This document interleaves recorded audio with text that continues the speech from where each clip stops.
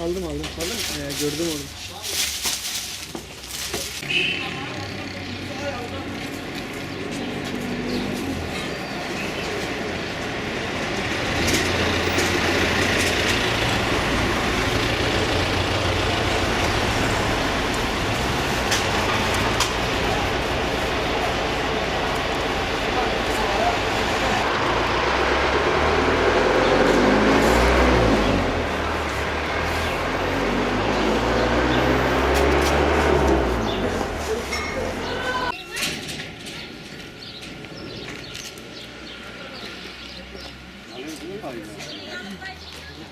Ya gelin ne yaptı?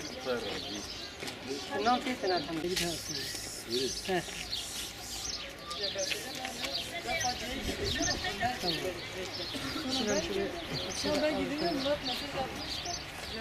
Çavanı başın şerefli hadi. Rabazya be çare. Çok şükür elhamdülillah. Babak nasıl gidiyor? Hadi peygamber razı Saçma. Hadi Fatiha inşallah.